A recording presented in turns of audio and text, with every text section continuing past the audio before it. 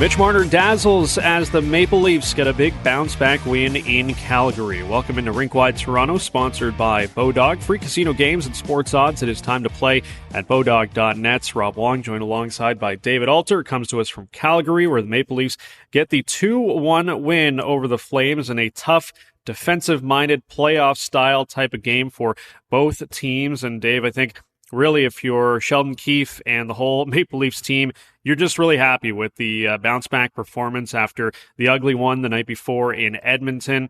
I had a feeling that this might be the case. I mean, Calgary already, we know how good they are defensively. We know how good the Maple Leafs have been this year, but you would have thought, they're going to shut it down. They're going to make sure that there's not too many lapses.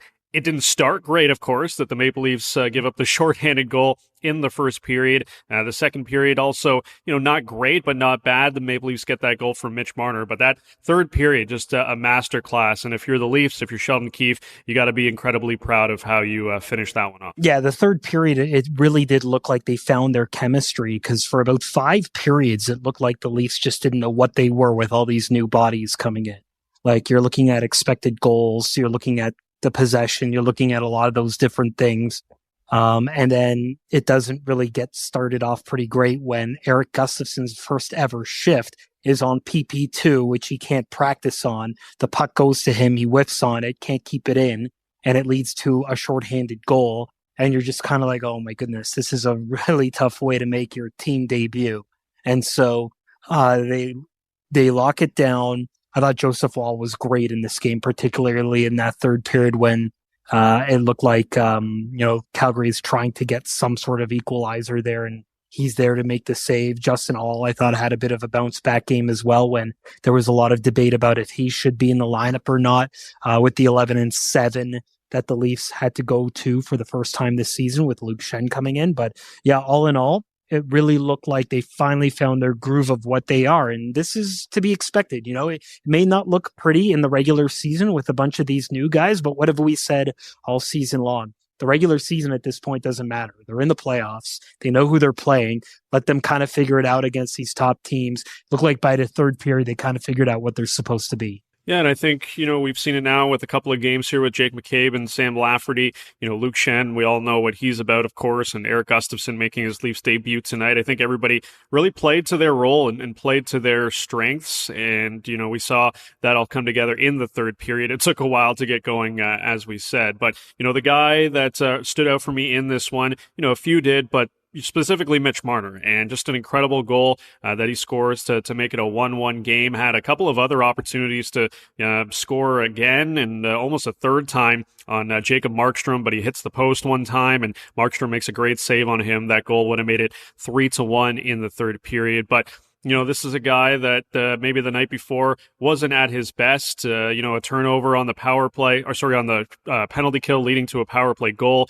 Sheldon Keefe did not obviously like that. I had some comments about it post game, but I thought all of Toronto Stars for the most part came to play. Austin Matthews looked a lot more engaged in this one as well. But what were your thoughts about Mitch Marner and the way he really took over this one tonight? Yeah, like that play that he set up was a great keep in, and then just really making stuff happen. That's just vintage Mitch. That's what he did for much of the first half of the season, where he creates, and if he doesn't see the pass, he's not afraid to shoot it.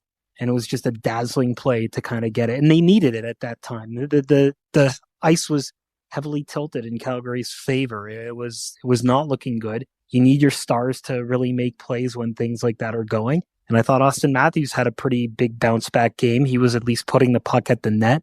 There were times where he was missing and whatever, but at least he was pushing the pace of play. I thought both of them had a really good game, and both guys really had to, because when you go back to that game the other night against Edmonton, it was the guys that they rely on were not doing what they need to do. That was the difference there. And so now that was pretty much a way of just calling out those players, particularly Marner and Matthews, to some degree, Tavares and Nylander as well. But when they needed it, they got that bounce back goal. And then in the third period, it was a masterclass of shutting it down. So, Mitch Marner, Austin Matthews, those are the guys that need to be the stars, because everything else about depth and playing better defensively, you're going to get that, but you need your stars to be able to put the points out as well. That's how you become a good overall team that can be hard on the defense as well as the offense. And so they had a nice little mix of it toward the end of that third period there.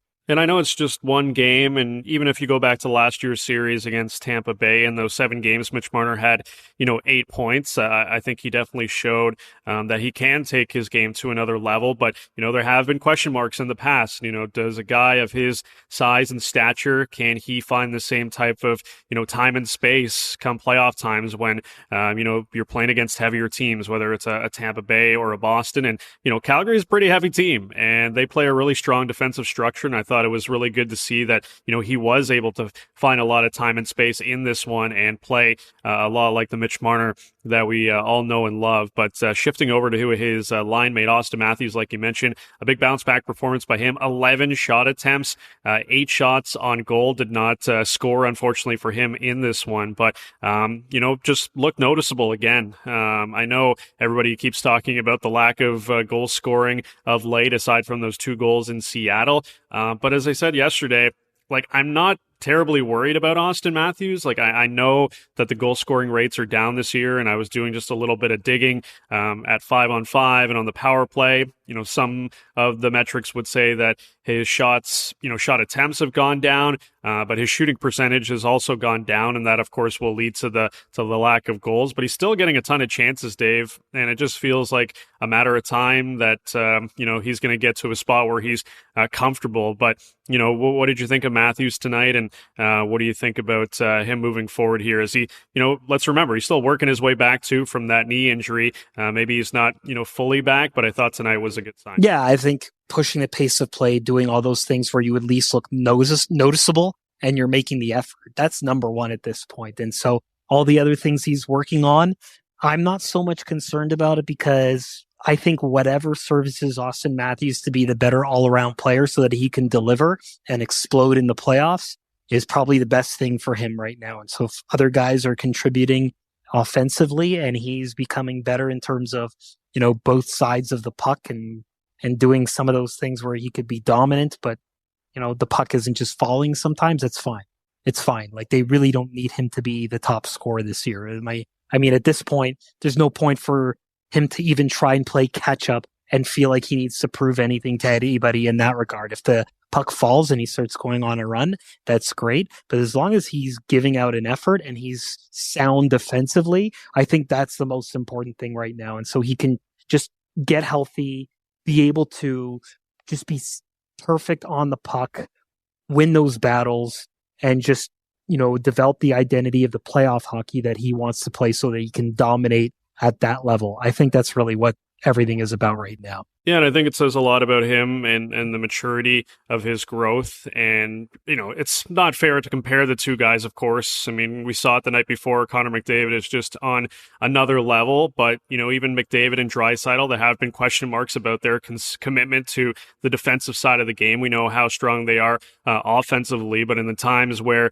maybe you need them to be more stout in their own end, can they do that? And I think with Matthews, that question has been answered. He can be really strong in his own end. And, quite frankly, that's not really an area that I think people worry about too much anymore when it comes to his game. So we know he's got the ability to score goals. That's pretty evident. But if this is just leading to more wins and he doesn't score, I'm pretty sure he's going to be just fine with that as this team continues to get the victories. So we mentioned the Leafs went with 11 forwards and 7 defensemen tonight as all the new guys got into the lineup. Jake McCabe, Sam Lafferty, Luke Schenn, of course, Ryan O'Reilly, Noel Acciari, and Eric Gustafsson as well.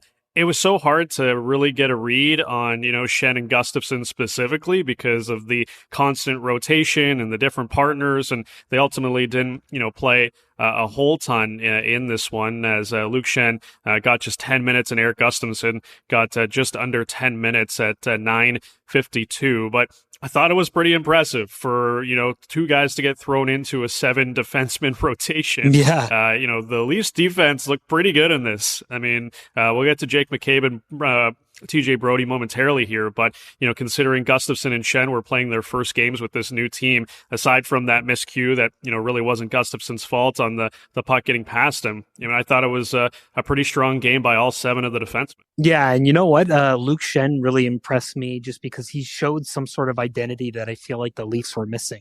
Like there was one play in particular where Huberdeau is kind of hounding the puck. He falls in the crease. And there's Schenn just giving him multiple cross checks on the floor, on the ice, just making him pay for it. I remember looking to the side and being like, when's the last time you saw a Leaf do that? Like, you just don't. Like, that's why these guys were brought in. Like, these are guys who just know how to just be aggressive, make people pay. You're even seeing it with Achari. He took that crazy block shot, was able to stay in the game, and just completes every check, even if it's so far away. He's just makes sure that, like, if you're going to battle with him, expect a hit. And the same thing is going to be with Luke Schenn. If you're going into the front of the net, he's going to make you feel that, and you're not just going to go escape the net unabated. Erik Gustafsson, yeah, I agree with you. It was a weird situation. It was also his first time. They haven't practiced PP2. It was an optional today because of the back-to-back, and you're getting thrown into a number 2 special teams. They haven't done 4 forwards, 1 defenseman as a second power play unit in months. So it was, everyone kind of collects the blame on that one. So I thought they looked pretty good. I thought this was the right situation to kind of get them set up. 11-7 doesn't seem like something Sheldon Keefe really wants to necessarily do all the time. But with Timothy Liljegren, I guess, banged up, they didn't say he was hurt, but it was clear that he did get hurt in that game, even though he came back against the Edmonton Oilers. So I think it was the right call to kind of try that and mix and match around with the lines. And so now when you go into Vancouver, I think you probably will see the traditional 12-6, but there's a lot of talk that the Leafs could make some moves, and what we saw tonight may not be what they look like come after 3 p.m. Eastern on Friday. Yeah, it wouldn't seem to be the case. That it does feel like Kyle Dubas has a lot of irons in the fire. And, if this is the team that he goes with, I think, people will be pretty satisfied for the most part. I mean, how can you not be? The guy has made so many moves to try to shore up a lot of parts of this squad. And, maybe there's a few more areas that need some tinkering. Wouldn't mind another scoring forward. But the amount of depth that they have on defense right now is quite interesting. And we'll see if they continue to go forward with it after that trade deadline at 3 p.m. Eastern on Friday. But wanted to stick with the defense, and Jake McCabe and TJ Brody getting their second game together as a defensive pairing, and taking a quick look at the numbers tonight for them. They were both over 50% expected goals for the Maple Leafs tonight as a duo. And, I just continue to be impressed with Jake McCabe. I know it's only a couple of games here, and maybe the one against Edmonton wasn't a great example because he did look pretty nervous at times. But you see tonight, Dave, I mean, he's a guy that is physical, a guy that can step up at the blue line, has a strong stick as well, and, can make a pretty decent breakout pass. I thought, at least for game number 2, he looked a lot more comfortable. And he looked really steady. Like, that was the number one thing I noticed, is that he just looked confident with any time he grabbed the puck.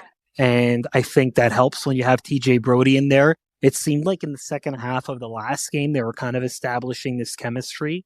And so while they may move McCabe around, I think given the way he looked, I would imagine that would probably stick for a little while. Trying to find a good defensive partner for Morgan Riley seems to be a bit of a mixed bag right now. You saw him with Hall at times. You saw him with Schenn. They kind of mix everything around there. Giordano Hall looks okay at times. Probably not the optimal look. But I thought Jake McCabe was incredibly steady. Like, that was the big thing. For all the things you mentioned, the puck breakouts, the big physical play. I think an opponent like Calgary kind of suited his play as well. Like, he knows those opponents, and they're more of a physical opponent than maybe the Edmonton Oilers are in the way they play. That I think it probably was going to bring out the best of McCabe. And especially when you're going up against a team that is fast and has skilled players, but they just don't finish. There was just not a lot of sizzle in Calgary's game. I think that was a lot of McCabe as well, but it was just a great game for him to kind of come into that back-to-back, shake off the first few shifts of that opening period, And they didn't do a lot of the cycle thing where like, he pinches or whatever. They kept it simple. And I think that was the big thing too. If you try and teach the new guys everything at once, it can kind of throw things into disarray. And I thought his game was steady because the Leafs kept it simple from a defensive standpoint tonight. Yeah, as you mentioned, maybe they decide to shift things around and maybe McCabe gets to run with Riley for a little bit, or maybe gets to run with Giordano. Like, there's lots of different options that the Leafs can go. We've seen him play on the left side. We've seen him play a little bit on the right side. So, they have a ton of options for a guy like him that is so versatile, but it's pretty evident why the Maple Leafs went out and got him just with his steady play, as you touched upon. But, it's funny watching this game tonight, and, TJ Brodie, Mark Giordano, this whole game. I mean, so many different Maple Leafs, Calgary Flames connection. Of course, Calle Jarnkrok with a goal in this one. We see, Nazem Kadri on the other side, Luke Schenn, Giordano and Brodie, as I mentioned. But it was like hard not to watch this one and get the sense that TJ Brodie and Mark Giordano really wanted to, I guess, give it a little bit of a revenge game feel against their former team. Like, I saw Mark Giordano out there tonight dangling around defenders and like making moves, and I was like, where is this coming from? Because usually he is just keep it simple, stupid type of guy where it's just, he'll chip the puck down the wall, just try to dump it deep. But here he is like making moves at the blue line. And I was like, oh my God, it's Norris Trophy winning Mark Giordano finding the fountain of youth here. But, it was a pretty cool game just with all the different connections for the Flames and the Maple Leafs. Yeah, it's funny because he was he was the only player who was actually made available for the availability before the game, in addition to head coach Sheldon Keefe. And, he always talked about the memories and all that fun stuff. And, obviously spent way more years there than he did in Seattle. Seattle wasn't even a full season, but he goes back into this building and, the Saddle Dome is unlike anything else. It's so old. We could make the argument that they probably need a new building, but it seems like when he steps out onto the ice there, he just knows the little nuances of that surface. So it doesn't surprise me that he had a bit more swagger and comfort and tried to make things happen, especially when he made that move. The game was still very much up for grabs. And I think at that point, he was just kind of trying to do his part from a leadership standpoint to just make something happen, get the crowd alive, get the energy, get the legs going.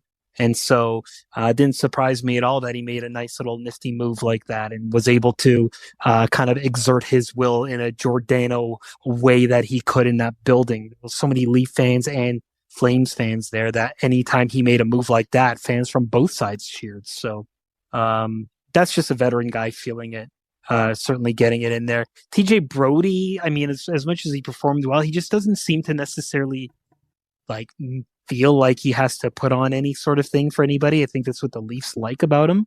And so, of course, he wants to play really well there, has a lot of the memories there. But I thought both guys just look comfortable there because they played in that barn. And yeah, it really does feel like a barn when you're there. And so, there's always those kind of advantages from a comfort and feel standpoint when you just know the ice. Yeah, well, one more thought on the defense, just as I saw this pop up on Twitter. But in case you're wondering who got the belt tonight, Luke Schenn got the belt. Of course. And the Maple Leafs Twitter account tweeting out he's got the pass Schenn, which is amazing. But Schenn all smiles with the belt over his shoulder. Yeah, it was pretty surreal, honestly. I kind of got chills when I first threw it on there going out for warm-ups. It feels like another lifetime ago almost where I was wearing this jersey. And, I think looking back, I mean, when you're 18 years old and you first wear it, you appreciate, wearing the jersey. But I think kind of the ups and downs of my career and to kind of come full circle and get the chance to wear it again, I think, it means a lot more. And that just kind of comes with, being older and having a better appreciation for, different things that you go through in the league and for it to come full circle and get the opportunity again, I'm grateful for it. I mean, you can just tell just from, the comments that he's made, during the intermission with Mark Masters, just how excited he is to be back as a Maple Leaf where it all began. And, look, I will raise my hands. I have had criticisms about Luke Schenn in the past, and I wasn't sure he was the proper fit for this team. But, the Maple Leafs have identified that, he brings brings a certain element that they do not have, and I'll give him props, like you said. I mean, tonight just a really solid presence for those 10 minutes and 42 seconds that he was on the ice. He was a +1 if you're still into that type of stuff. So a nice little re-debut, I guess, for Luke Schenn as he returns to the Toronto Maple Leafs. Fun story about Schenn. So the Calgary building's really weird, not a lot of space, right? So in newer buildings, you know, the visiting rooms and the media areas are kind of separate in the concourse area. And where the elevator, it's weird because in Calgary, the elevator for staff and media is right, like exactly right in front of the doors where a lot of Leafs will actually stretch. And so Luke is actually doing these stretches and sees us. And, you know, sometimes with the media or whatever, you know, they're in the pregame mode. You don't necessarily want to bother them or talk to them because they're in their pregame thing. But he's like, hey guys, how you doing? How are you? He's like, oh, it just feels so great to be back. Like just having casual conversation with him. You can just see him light up. Like he was just so happy to be there, like happy to wear the number 2 again. Like, you know, even just talking about how, you know, before when he was a Leaf and he was young, he was kind of naive, just kind of the whole situation. So for him to kind of come back full circle and be around, you could just see he was just smiling from ear to ear. Even when he joined the team with the scratches yesterday in Edmonton and we're walking by in that availability, he's just all smiles, just really happy to be here. And I think that's the kind of vibe and energy that you want from people that are coming in. You want them to kind of just have this kind of perspective and appreciation. And it's you know, like even for, I'm talking to 25-year-olds, they're like, I remember watching him when I was 10. And it's like, well, yeah, that's kind of, you know, it's kind of good to get those kind of vibes again. I mean, nostalgia can be bad if you're doing it for the wrong reasons, but we all know the role that Luke Schenn is coming to be here. He's not the first overall, or he's not the top 5 pick going to play top pair minutes and be asked to do a lot. He's just going to be what Ryan O'Reilly said that he was going to be, which is the human eraser. He's going to provide some physical presence when needed to just make it so that opponents feel pain and don't feel like they can just come in unabated without any sort of response. And so it was good to see Luke Schenn there. It was kind of funny that he was teamed with Morgan Rielly, at least to start, because they were teammates for a day. Like Morgan Rielly was drafted on day 1 of the 2012 draft, and on day 2, Schenn was traded to Philadelphia for James Van Riemsdyk. So it was kind of weird to see that in that 12-hour window where they were teammates, that in their first game back together in the organization, that they're able to be on a pairing together. It's really full circle. Yeah, and I don't think enough people realize how much of a journey it has been for Luke Schenn after he was traded to Philadelphia. He spent 4 years there, ends up in LA, then goes to Arizona, goes to Anaheim, and, you know, was almost out of the league essentially because his type of defenseman was, you know, is a bit of a dying breed. That stay-at-home guy that maybe doesn't have the best foot speed these days. We know how fast the NHL is right now, but he played in the American Hockey League. Then he ends up in Vancouver, ends up in Tampa Bay, wins back-to-back cups, goes back to Vancouver, and now he's a Maple Leaf. So he's been all over the place. That passport at times has been pretty busy, shuttling all over North America to all these different teams, and of course coming back to Canada with the Canucks and the Maple Leafs. But yeah, like you said, it's full circle. It's just a cool story, and I think, you know, everybody in Leafs Nation is very happy to see Luke Schenn back in a Maple Leafs uniform. But the Maple Leafs getting the win tonight 2-1 over the Calgary Flames. And, you know, this one, a tight checking game, as we touched on before, Dave, a couple of really strong defensive teams. And, you know, halfway through this one, when the Maple Leafs only have that one goal, they're getting outshot by Calgary. I'm thinking, this, like, how can you not watch this and think, they need some more offense up front, you know, in these tight checking type of games, to have just another, maybe not a game breaker, because I think, you know, you look around the trade list right now, there's not a ton of game breakers remaining. Most of those guys, you know, have been dealt, but, you know, just to be able to throw another forward in that mix. I know everybody keeps talking about Matthew Nyes, and maybe that's the guy, but that of course isn't going to be happening for at least, a few weeks, if not a month, until he's done his college season. But then in the third period, you see it all kind of come together, and they're out shooting Calgary. And, you've got Sam Lafferty getting in the mix. You've got Cal Yarncroc with the goal I mentioned. Alex Kerfoot's looking good. Noah Achari's looking good. Ryan, like everybody looks good in the third period. And at that point, you're thinking, okay, maybe they don't need another scoring forward. So it was kind of funny in this game where, for 40 minutes, you feel like, they need some help. And then you see the third period and you go, maybe not. Maybe there's some other areas that they could look at, maybe goaltending, but we'll touch on that as well with Joseph Woll. But what did you think of the offense tonight outside of Mitch Marner and Austin Matthews? Yeah, I mean, look, it was tough at times, especially in those first two periods. I thought they really kind of came together in the third, and it's kind of hard to judge with an 11-7 because you had so many different guys rotating on lines 3 and 4. Like it was really, there was no time to gel in it. So I was kind of surprised they did it and not surprised that they went 11-7 just because, it's going to have that effect. They haven't done it all season long.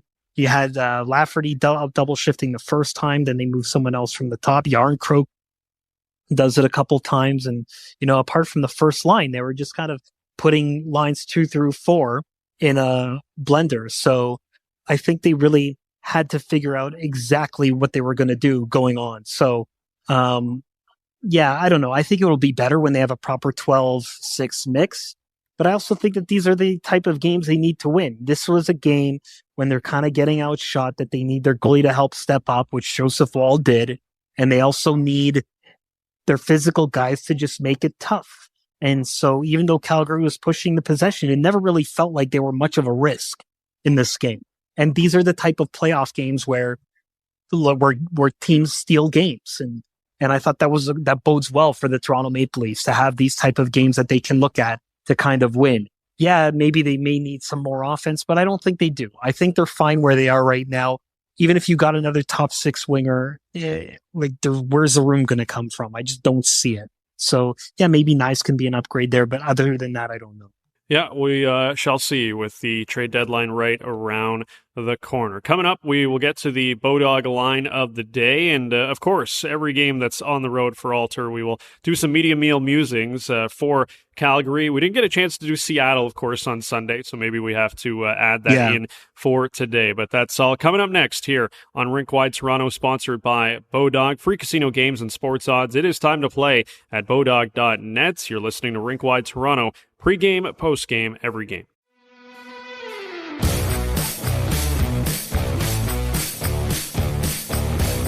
It is Rink Wide Toronto, sponsored by Bodog, the place to play free casino games and get the latest sports odds. Rob Wong joined alongside by David Alter from Calgary. Leafs getting the 2-1 win over the Flames. It is time for the Bodog line of the day. And coming into this one, Dave, the over-under was set at 6.5, mostly because the Leafs were on the second half of back-to-back. Joseph Woll's in net. You've got two teams, while they are really strong defensively, have, a pretty good expected goal number, so maybe we could see some fireworks, but that was not the case, and I think a large part of it was that both netminders were spectacular in this one. Jacob Markstrom's had a really rough season, but he was pretty good in this one, and you touched on it. Joseph Woll looked really good after that opening goal to Blake Coleman, which is always going to be tough. It's a breakaway.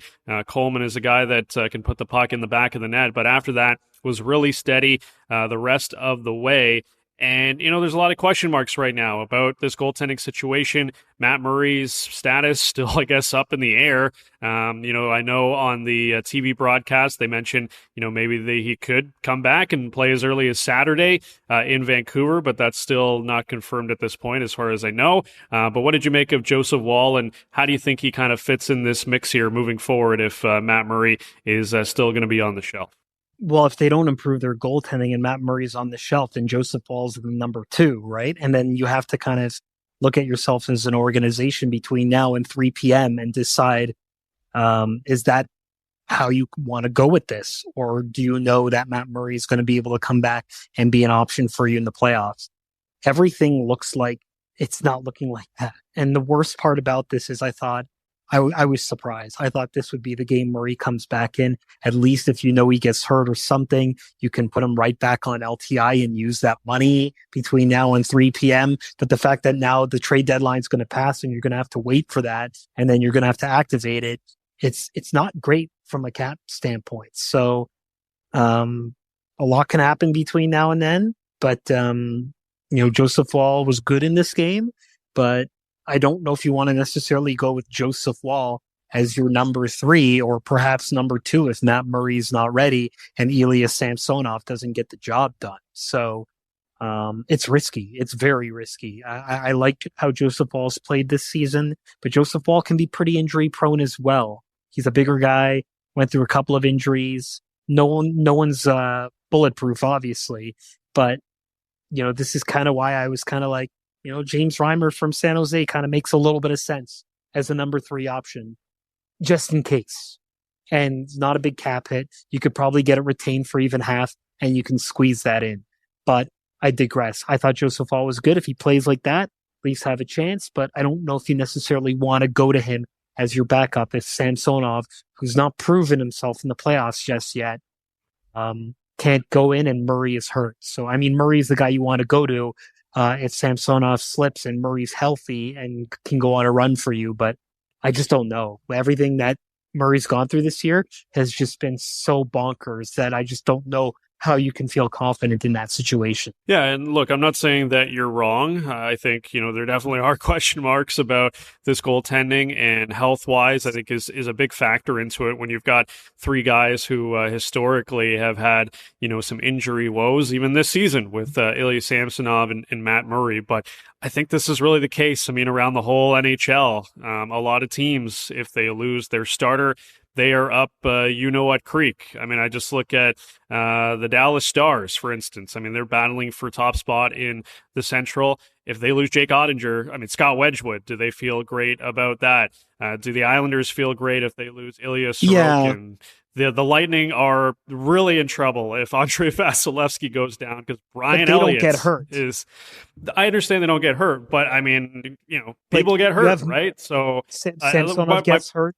He hasn't handled the workload, and and Murray is hurt way too much. So there's a higher element of doubt in terms of the confidence you feel that they'll get through it. That's the difference. For sure. And look, I'm with you there. I guess my point is that, every one of these cup contenders, you can't have 3 starting caliber NHL goalies, right? That's just not a thing that happens in the NHL. And, a lot of these teams that we've mentioned, if they lose their starters, they're going to feel the same way. And I don't, foresee Tampa Bay going out to find help for Brian Elliott, or, the Bruins going out to find help if Linus Ullmark is not, if he steps on a puck wrong or, stretches out and tweaks his groin. This is just sort of the reality of it. So it's going to be an interesting situation, and luckily we'll be able to find out within the next few hours if Kyle Dubas is going to make a move for the goaltending position or not. But got a couple minutes left here, and let's wrap things up with Media Meal Musings, because of course we have to do 2 cities. Where do you want to start, Dave? Do you want to recap Seattle from Sunday, or do you want to start with Calgary, which you did tease coming into this podcast from yesterday that it was going to be a very low grade for the Flames media meal? Okay, let's go Seattle first. We'll go chronological order. It's usually how I do things. Seattle, great meal. It was cheap. And by cheap, I mean free. So that obviously gets you way up there. But the really strange thing was you eat where the entire staff also eats, of the whole building. And so, there was a long lineup before you could get your food, a 35, 40-minute wait while you're waiting in that buffet area. So that was kind of odd, but the food was really good. It was fajitas, really delicious. That was pretty good. And, for Calgary, they were $8. So, it was pretty cheap in terms of purchase. There was only one meat option. It was beef brisket, but it was really good Alberta beef. Really good.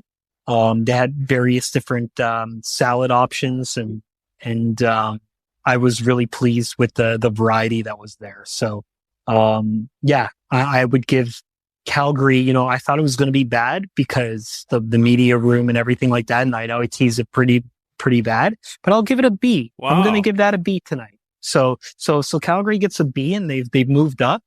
Seattle, I'm going to give a B as well, even though the quality of food was better and it was free. I didn't like the long lines. So there you go. My hope for you is that, these teams around the NHL are listening to Rink-Wide Toronto, and they're hearing these media meal musings, and they're going to step up their game. Like that's my hope here, that you're going to be the, food critic that goes around these arenas. I mean, you posted on TikTok, so it's out there. People know about it. But maybe some of these franchises say, you know what, we need to invest more money in our media meal to rank higher on your trying to be the Darren Ravel of media meals. Well, of course, there's the Michelin guide, so I don't know. It would be the Alter guide, yes, I guess, for media meals across the league. But Calgary getting a B, very, very surprising. But like you said, when it's Alberta beef, that's going to be good. It'd be very difficult to beat that, because it is some of the best beef, of course, in this country. But there you go, the latest media meal musings for both Seattle and Calgary. That'll do it for this edition of Rink-Wide Toronto. The next post-game show coming up on Saturday, when the Maple Leafs wrap up this West Coast road trip in Vancouver. Make sure to like, review, and subscribe to the pod wherever you get your favorite pods. You can follow us on Twitter at RinkWideTOR, at DAlter, and at RobWong34, and get the podcast at RinkWideToronto.com. For David Alter and producer Aaron, I'm Rob Wong. You've been listening to Rink-Wide Toronto, sponsored by Bodog, Canada's home for casino games and sports odds, where everyone goes to play. It is Rink-Wide Toronto, pre-game, post-game, every game.